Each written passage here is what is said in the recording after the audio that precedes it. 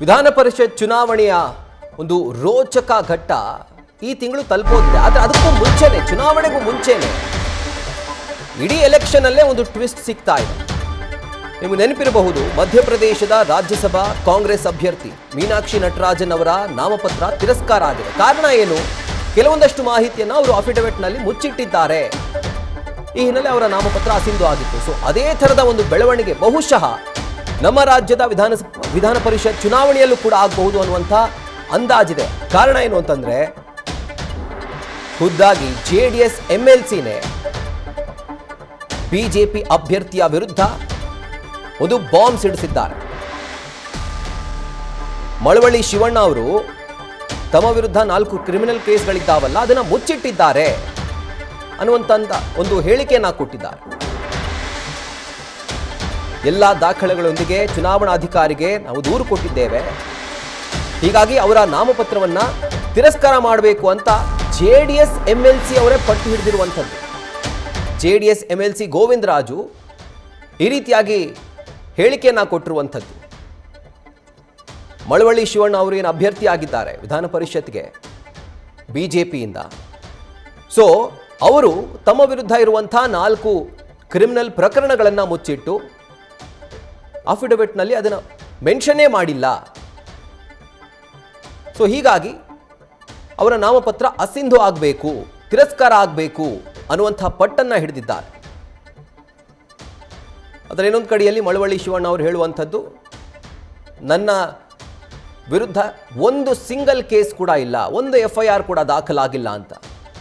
So Govindaraju ಅವರು ಮಾಡ್ತಿರುವಂಥ ಆರೋಪ ನಿಜವೇ ಆಗಿದ್ರೆ, ಅದಕ್ಕೆ ಅವರು ದಾಖಲಾತಿಗಳನ್ನು ಒದಗಿಸಿದ್ರೆ, ಎಲ್ಲೋ ಒಂದು ಕಡೆ ಮಳವಳ್ಳಿ ಶಿವಣ್ಣ ಅವರ ವಿಧಾನ ಪರಿಷತ್ನ ಆಸೆ ಏನಿದೆ ಅದಕ್ಕೆ ಕೊಳ್ಳಿಟ್ಟಂತೆ ಆಗೋದು ಕನ್ಫರ್ಮ್.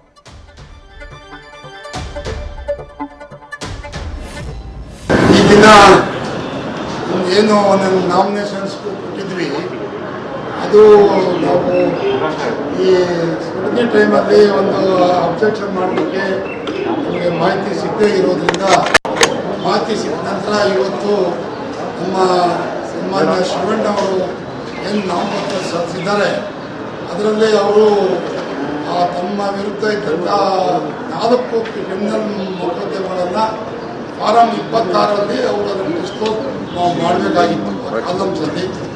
ಅದನ್ನು ಅವರೇನು ಡಿಸ್ಕ್ಲೋಸ್ ಮಾಡದೆ ಮುಚ್ಚಿಟ್ಟು ಅನ್ವಯಿಸುತ್ತಿಲ್ಲ ಅನ್ನೋದನ್ನು ಅಲ್ಲಿ ಬರೆದು ಅವರು ನಾಮಪತ್ರ ಸಲ್ಲಿಸಿರೋದು ಗೊತ್ತಾಯಿತು.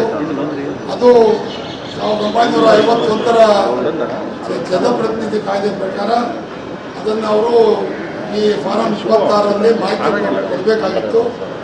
ಅದನ್ನು ಅವರು ಮಾಹಿತಿ ಕೊಡದೇ ಇರೋದ್ರಿಂದ ಅವರ ಒಂದು ಏನು ನಾಮಪತ್ರನ ತಿರಸ್ಕಾರ ಮಾಡಬೇಕು ಅಂತೇಳಿ ನಾನು ಇವತ್ತು ದಿವಸ ಅದಕ್ಕೆ ಸಂಬಂಧಪಟ್ಟಂಥ ಎಲ್ಲ ದಾಖಲೆಗಳನ್ನು ಹಾಕಿ ವಿವರವಾದ ತಕರಾರು ಅರ್ಜಿಯನ್ನು ಇವತ್ತು ದಿವಸ ನಮ್ಮ ರಿಟರ್ನಿಂಗ್ ಆಫೀಸರ್ ಮೇಡಮ್ಗೆ ಕೊಟ್ಟು ಬಂದಿದ್ದೀನಿ.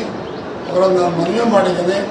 ಇಂಥ ಒಂದು ಏನು ನಮ್ಮ ವಿಧಾನ ಪರಿಷತ್ ಬುದ್ಧಿವಂತರ ಮನೆ ಅಂತಾರೆ, ಚಿಂತಕರ ಚಾವಡಿ ಅಂತಾರೆ, ಇಂಥ ಕಡೆ ಒಂದು ಶುದ್ಧ ಹಸ್ತ ಇರುವಂಥವ್ರು ಬಂದರೆ ಈ ಒಂದು ವಿಧಾನ ಪರಿಷತ್ಗೆ ಒಂದು ಗೌರವ ತರುತ್ತೆ. ಹಾಗಾಗಿ ಈ 4 ಪ್ರಕರಣಗಳನ್ನ ಮುಚ್ಚಿಟ್ಟು ಇವರು ನಾಮಪತ್ರ ಏನು ಸಲ್ಲಿಸಿದ್ದಾರೆ ಅದನ್ನು ತಿರಸ್ಕಾರ ಮಾಡಬೇಕಂತೇಳಿ ನಾನು ಇವತ್ತು ನನ್ನ ತಕರಾರು ಅರ್ಜಿನ ಕಾರ್ಯದರ್ಶಿ ಮೇಡಮ್ ಅವರಿಗೆ ಕೊಟ್ಟಿದ್ದೇನೆ. ಬಟ್ ಪರಿಶೀಲನೆ ಮಾಡೋದು ಒಂದೇ ದಿವಸ ಸಮಯ ಇದ್ದಿದ್ದರಿಂದ ಅವರು ನಾವು ನಾಮಪತ್ರ ಸಲ್ಲಿಸಿದ ದಿವಸ 3 ಗಂಟೆಗೆ ವೆಬ್ಸೈಟಲ್ಲಿ ಅನೌನ್ಸ್ ಮಾಡಿದ್ದಾರೆ. ಅದರಲ್ಲಿ ಅವರು ಆಕ್ಚುಲಿ ಅದರಲ್ಲಿ ಕ್ರಿಮಿನಲ್ ಕೇಸಸ್ ಇದ್ದವರು ಅವರು ಸ್ಪರ್ಧೆ ಮಾಡಬಹುದು, ಆದರೆ ಅದಕ್ಕೆ ಅದು ನೀತಿ ನಿಯಮಾವಳಿ ಇದೆ.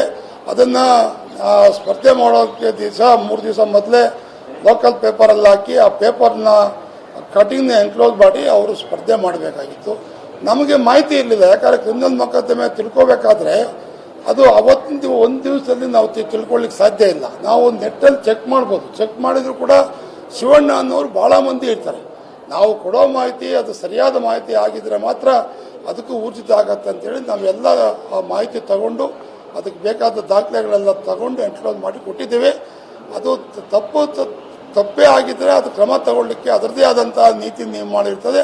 ಆ ನೀತಿ ನಿಯಮಗಳ ಪ್ರಕಾರನೇ ಕ್ರಮ ತಗೊಳ್ಳಿ ಅಂತ ನಾನು ಕಾರ್ಯದರ್ಶಿ ಮೇಡಮ್ಗೆ ಪತ್ರ ಕೊಟ್ಟಿದ್ದೆ. ಅದು ನಮಗೆ ಇಲ್ಲಿ ತನಕ ಈ ಥರ ಇದು ಆಗಿಲ್ಲ, ಯಾವುದೂ ಈ ಥರ ನಮಗೆ ತಕರಾರು ಅರ್ಜಿ ಬಂದಿಲ್ಲ.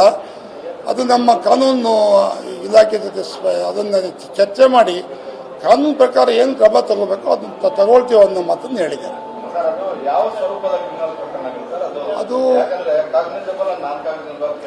ಅದು ಸ್ವರೂಪ ನಮ್ಗೆ ಇರೋದು ಗೊತ್ತಾಗಲ್ಲ, ಪೂರ್ತಿ ಅದು ಕೇಸ್ ಫೈಲ್ ತಗೊಂಡಾಗ ಮಾತ್ರ ಗೊತ್ತಾಗುತ್ತೆ.